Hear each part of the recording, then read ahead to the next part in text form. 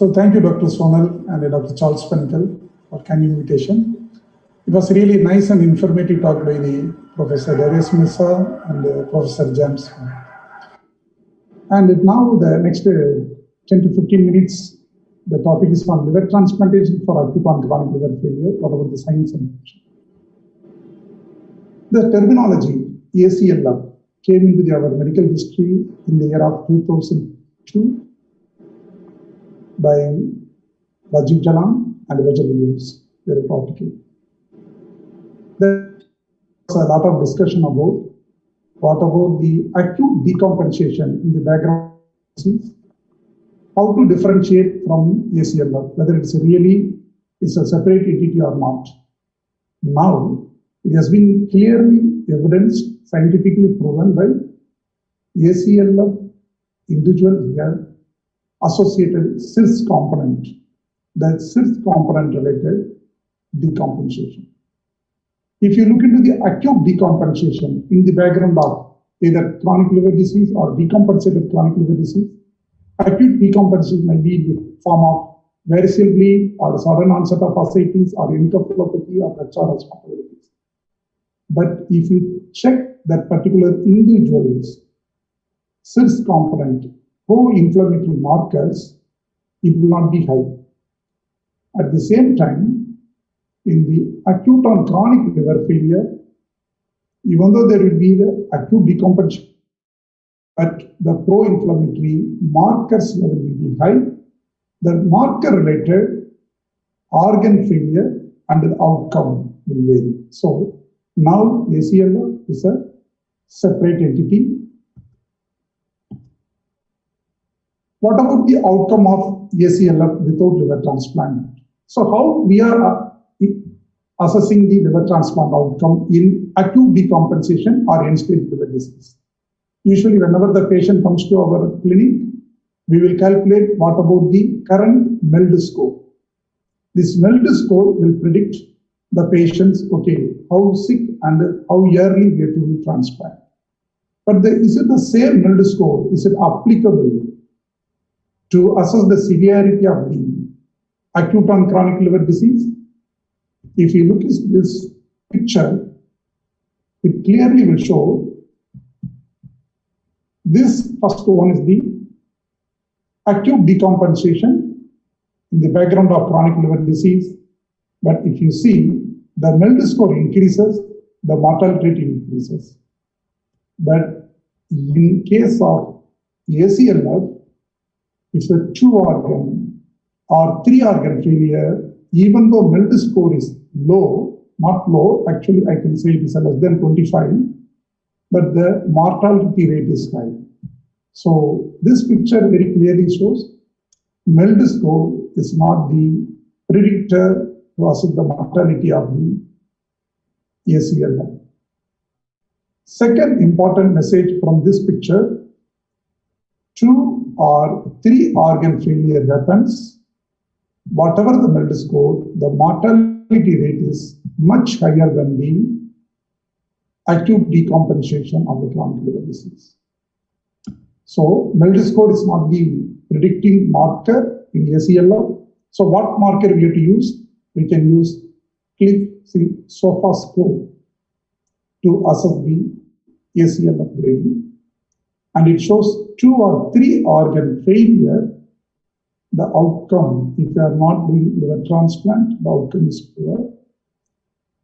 Among the organ failure, so what is the important key organ is the prime most is the renal dysfunction.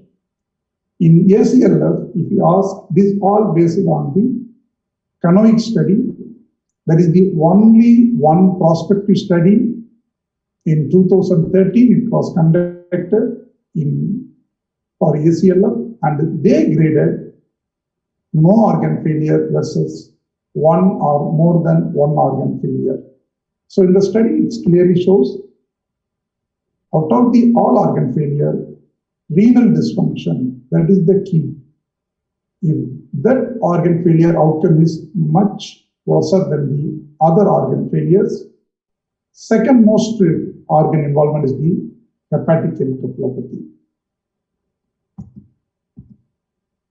So how severe the ACLF 2 or 3 organ failure, if you see this map, you can see, we can understand the waiting list mortality in, this is the ACLF 2 organ or 3 organ failure. It is worse than the ALF. That kind of the mortality rate is increasing in the compared with the ALF. But we know ALF outcome is very poor. Whenever we are seeing as a clinician ALF, we will immediately start the workup and we will insist. But if you look into that grade, the 2 or 3 organ ACLF failure, that mortality is much higher than the ALF. So what about the involvement of the cells? Because I earlier told the difference between the acute decompensation in the chronic liver disease versus ACLF with the cells. So what about the cells involvement and the respiratory failure? This picture is the heat map.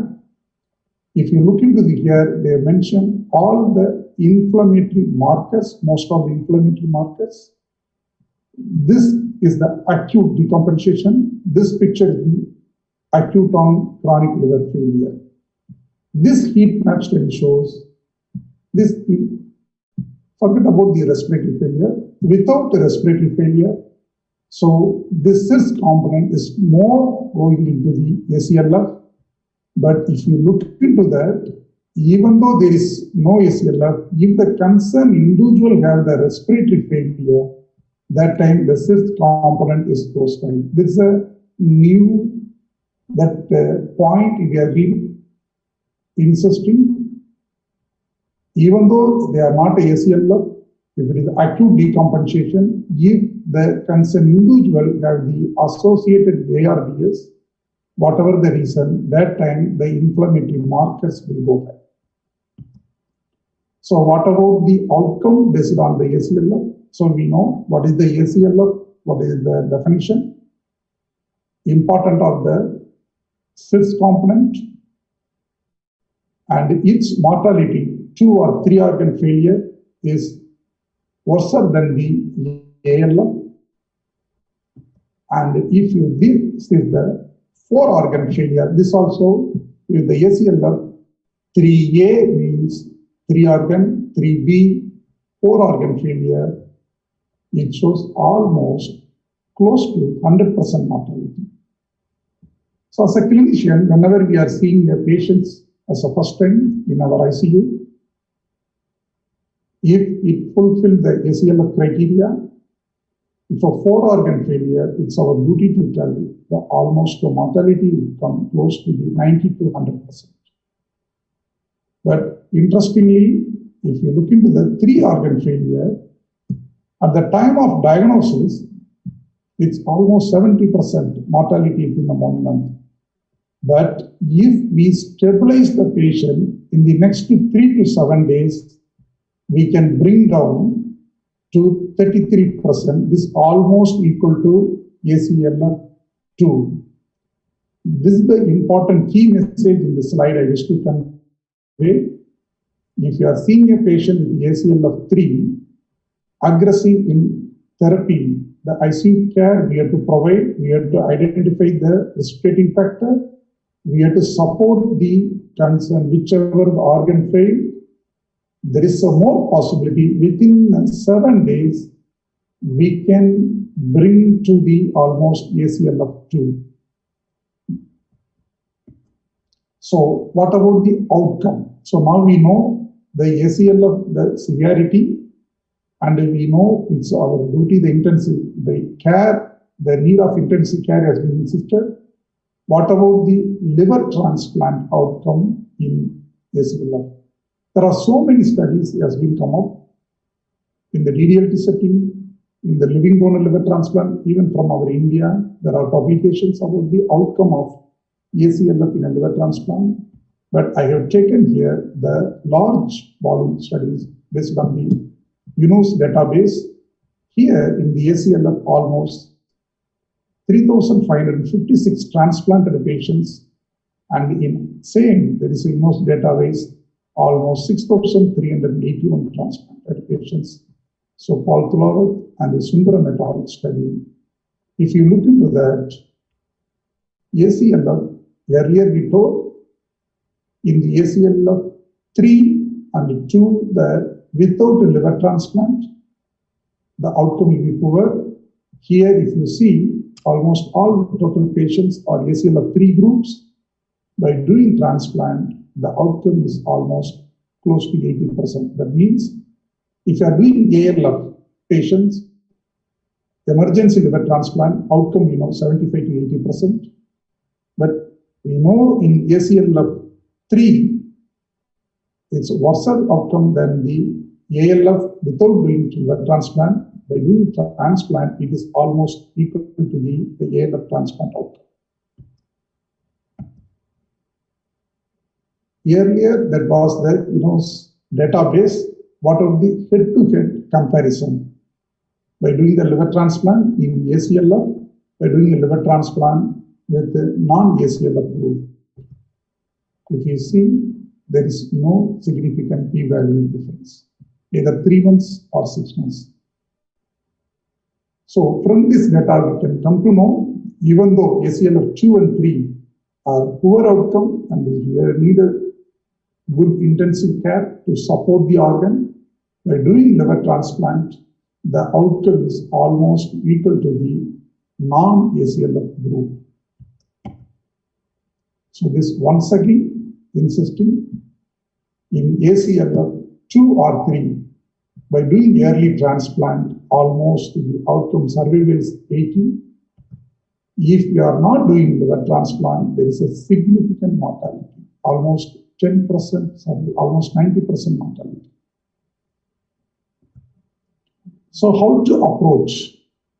So already in a slide I told, even if you are seeing a patient with ACLF 4 organ failure, mortality is almost close to 100%. If you are seeing a 3 organ failure, it's our duty to support the thing, and it's possible to bring into the 2 organ failure. So if you are seeing the ACLF, we have to see whether it's any contraindication for liver transplants there or not. That time we can easily omit. If there is no contraindication, here it is the all. But in our LDLT, even in our data, we are seeing most of the precipitating factor in ACLF is the ethanol ingestion. Most of the patients will come with the acute ingestion and is going for the ACLF. So that time the 6-month abstinence is difficult. But if it is there, then we need a special program they mentioned. It needs the counseling, and we have to know whether the patient is totally addicted to alcohol or not. If the concerned individual is totally addicted to alcohol, we should not suggest the liver transplant. And we have to assess the grade. If it is the ACLF grade 1 organ failure, even though it is the renal failure, so it's almost equal, so because we can manage easily. If it's a 2 or 3 organ failure, we have to suggest the emergency liver transplant equal to the ALF case. And at that time, we need the bridging supportive therapy. We have to support the organ with in our intensive care unit. If the CLIF score, the SOFA score shows more than 64, or if the patient has ARDS, uncontrolled infection, or the cardiogenic shock, refractory shock, or bleeding, not the varicose bleeding, due to the severe coagulopathy related excessive bleeding from everywhere, that then we have to support bridge therapy and all the care. In case it improves, then immediately it all happen within few days. Within the few days, we have to take the case for transplant. If there is no improvement, the score is still more than 64, that time we have to no transplant. We have to accept the poor outcome. So before to conclude the talk, this is our own data about because I told that supporting care in a tertiary care unit in ACLF, at present we have the supportive tool in India is the therapeutic plasma exchange. So this it's under publication. So now these are various diseases. Now we will take in our center study on ACLF alone. So not the ALF or other polycystic liver disease. So in our ACLF group, so totally 68 patients. So grade 1, there is 1 organ failure was 29, 2 organ failure 18, and the 3 organ failure was 21 patients. So the etiology of the acute episode was, most prominent etiology was ethanol ingestion, second sepsis, third drug induced, fourth was the hepatitis B virus reactivation. And the background etiology, again, there is a most of our patients have the alcohol induced, ethanol related, and the second most will be NASH related, third will be virus. Out of the 68 patients, because this is not for transplant related the study, so we supported the patient with all routine standard, along with the standard therapy, liver supportive care. We subjected the person to the plasma exchange. So here the definition for survival, how many of the patient got discharged from the day of that first admission. So in our ACLF group, 60% of patient discharged, almost close to 12% of the person underwent transplant, remaining close to 30% of the individual, though they underwent therapeutic plasma exchange, but the outcome was bad. So here in our study, ACLF group, therapeutic plasma exchange definitely will be the role in the 2 and the 3, not in grade 1 organ failure, because most of the time one organ failure is the renal dysfunction. The 2 and the 3, that time it acts as the bridging therapy. So thank you so much for listening. If there is any questions, I'm happy to answer.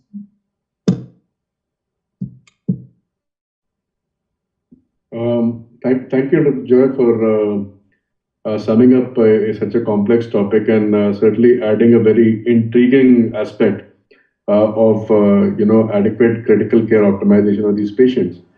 So while people are collecting their thoughts, my first question probably is related to the fact that most of the patients who we see with ACLF come with an alcoholic etiology. So you've talked about decreasing the stage of ACLF, and we know that a lot of people with alcoholic hepatitis on top of CLD will automatically improve. So do you think that this kind of downstaging of the ACLF 3 to 2 is possible in non-alcoholic etiologies, or is there a sort of built-in advantage in the alcoholics? Because anyway, you will expect the inflammation to come down once the alcohol is sort of removed, from the equation. Am I clear? I mean, do you see the same downstaging in non-alcoholic etiologies? Yes. Yeah. So and I can answer in a different way for the ethanol. One is the acute decompensation in chronic liver disease. For example, a chronic liver disease due to ethanol individual, they will take a pinch of alcohol. They will present to our OP with high bilirubin and a mild altered coagulability. So we will put ACLF. But if you look into that, their inflammatory markers and their organ failure, associated organ failure will be less. So that is the case, is not a ACLF, that is an acute decompensation, just the elevation of the jaundice. And if there is no associated organ failure, we should not put, that is the case of ACLF, we have to write it out, severe alcoholic hepatitis. So that group is different. And if the same individual, after the pinch of alcohol, due to the inflammation, SIRS activation, if they come with a mild renal dysfunction and that related coagulopathy or sepsis, mild sepsis related altered sensorium, that will come with the, mostly what we have done, the TPE in that group is that is a typical, as they have associated other organ dysfunction, non-liver, this organ dysfunction, there is a rise in the inflammatory markers. If you look into that non-alcoholic group, mostly non-alcoholic individual decompensation, acute decompensation, we can say mostly portal hypertension related decompensation. Okay. Either the variceal bleed. That variceal bleed will cause hypotension, cardiac failure, the cardiac support. The variceal bleed will increase the ammonia level. That will go to the encephalopathy. So, simple GA bleed, it is causing decompensation in the form of two organ failure, heart plus encephalopathy. But if you intervene, so the GE bleed by endoscopically, we are able to identify banding and hypotension, there will be quick recovery. If that time, if you look into that, all the pro-inflammatory markers will not be high. Okay. So that's why earlier, which was thought all are one group, now it's very clear, even though there is a two organ failure due to the variceal bleed, but it is easily manageable, the patient will come out. That time we no need to write in our case sheet, it is a ACLF. Other group is there is a NAFLD, NASH-related cirrhosis, but they are getting sepsis or drug, any hepatotoxic drug, or they are getting a cellulitis. That cellulitis is causing the mild coagulopathy, mild renal dysfunction, even though there is no encephalopathy, that will cause the ACLF definition. So mostly in a NAFLD group, ACLF, the precipitating event, more it will be the sepsis, either the cellulitis or SBP or UTI or the respiratory infection, that will play a major role. Okay, right. So basically what you're saying is that the precipitating event is basically what decides whether or not a downstaging would be effective as opposed to the etiology per se. That is that the message? Yeah, most of the time we can identify the precipitating event either in acute decompensation or in ACLF. Sure. But sometimes it's a very difficult to identify the precipitating event in ACLF, but that time we have to go for aggressive organ support. Which organ failed? If the renal dysfunction, renal supportive care. If there is the respiratory support. So if there cardiac hypotension, so we should not delay in that. If there is a delay, then it will go to the fourth outcome in the board. Great. So there's a question from the floor from Dr. Parekh. When do you decide for TPE? Any objective criteria? Yeah. So this at present there is only one prospective study has come out in the ACLF, and that they have mentioned the hepatitis B from the China, the paper, the HPV related reactivations. So that time, what about the role of TPE? It shows it's helping as a bridge therapy. But another one, not a RCT trial. So there are the cohorts level, comparing with the historic control, there are papers. That time, TPE nowadays is accessed as bridge therapy. Normally, if there is a two or more than two organ failure, that time TPE will play a role. If the patient's on a DDLT waiting list, we have to do, there is a possibility patient will get discharged. That's why in our paper we are going to publish that.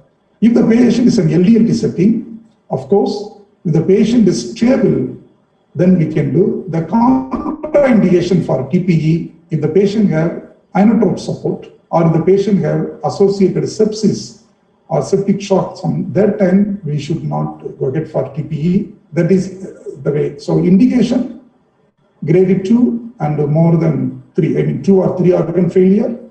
Contraindication, either suspected sepsis or proven sepsis. That time we should not subject our patient into the TPE. Okay. Next up, Charles here. Charles, yeah. Hi, Joy. What would be the volume of TPE when you do a TPE for for ACLF, what would be the volume that you target, and how frequent would you do it, and how many sessions would you give? So if the paper, whatever the RCT trial published by Professor Julia Venden from UK, they are using the high plasma volume. They are using 1.5 plasma volume. And here we are using 1 plasma volume. So this automatically the machine will calculate based on the patient's hematocrit value and their age, and it will calculate how much the plasma the concerned individual have. In the 1 plasma volume, what we are doing in our center, if the patient here will get the 50% replacement by fresh frozen plasma, 25% by the 5% human albumin, and remaining 25% by the normal saline. If the concerned patient have the severe coagulopathy, that time 75% of the plasma volume, 1 plasma volume replacement will be fresh frozen plasma. In simple way, I can explain, if the patient have only severe cholestasis, not much severe coagulopathy, that time we can reduce the plasma component, FOP component, we can give more of 5% albumin with normal saline. If our patient has the severe coagulopathy, but severe cholestasis, that time we can use more of FOP component rather than the 5% albumin or normal saline. Normally we are using 1 plasma volume replacement.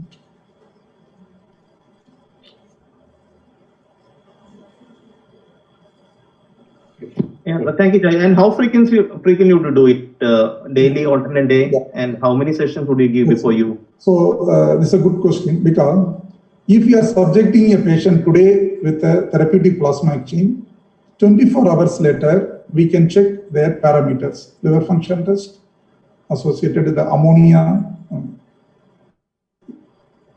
In case, even after the 1 plasma exchange, if there is no significant improvement in the liver function test or the prothrombin, it will indicate the patient's liver is too bad. So even if you are subjecting the individual second or third, the outcome will be poor. Outcome in the sense they will not get much benefit. So it is giving slightly prognosticate. We can tell to the family member the concerned individual is almost the failed liver, need very emergency liver transplant. In other way, if there is an improvement, there is a fall in the bilirubin level, improvement in the iron or coagulopathy level, that time in 24 hours later, no need to wait for 2-3 days, because if you go through the graph of the plasma exchange related that outcome, the benefit, if you are doing the plasma exchange periodically, regularly, that time the clearance level rate will be very high. So we have to subject for the second plasma exchange. 24 hours later, we have to check again. Most of the persons, those who have the first time shows improvement, second, third, normally the plasma exchange wise, we can bring down close to 10 bilirubin, not less than 10 in the ACLF setting. That is our experience. It is not going less than 10, it's coming close to 10. Even though bilirubin is 30 plus, we can bring down by the thing. So only thing we have to look into that, most of the individual will get either hypocalcemia or hypokalemia or some allergic reactions or the chest congestion or the hypotension. That all we have to control. That time more, if they are not tolerating even with the first cycle of the plasma exchange, we should not suggest to that. So one is the patient's tolerance. Second, if there is no improvement with even first cycle, it will not showing much improvement in the subsequent cycle.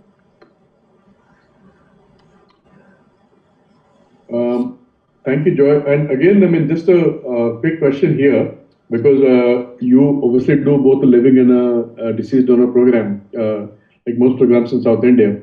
So where is your sort of cutoff, your threshold for cutoff, where you would say perhaps you don't want to do a living donor transplant at all? Is it ACLF3, for example? Or would you say that you would downstage to ACLF2 and then consider for a living donor transplant? If that's with As opposed to living versus deceased donor is the question. So the deceased donor, almost, I mean, when we get the organ, no one knows. So that time when we are getting the organ, if it is the marginal liver and the patient is already too critical, so mostly we won't allocate the organ to the sick patients. It will go to the whoever the stable patient. If it is the good quality organ, if you are getting that time, that point, the particular point, the Cliff-SOFA score assessment wise is less than 64. That time we can suggest, we can go ahead for the transplant, because as I already mentioned, by not doing transplant, that is a 10% only the survival, almost 90% mortality. So by doing transplants are good. In the living donor transplant, that is the scenario is different, because we will evaluate meantime that we can keep the donor stable. I mean, evaluate everything, documentation, approval, committee approval, everything, we'll keep it ready. Whichever the day the patient is good. But what we are facing nowadays, sometimes even though donor is available, financially they are okay, committee gets clearance, the patient will not improve. And at that time, we will tell the patient already is going from ACLF, that 3 organ failure to 4 organ failure. So we will say he is not a suitable, we can wait for another 12 hours. That's a routine thing we are using the word. We'll wait for next 12 hours with all the supportive care, whether there is any improvement, we will take. So most of the time, we can see patient's deterioration. Thanks a lot, Joy, for that.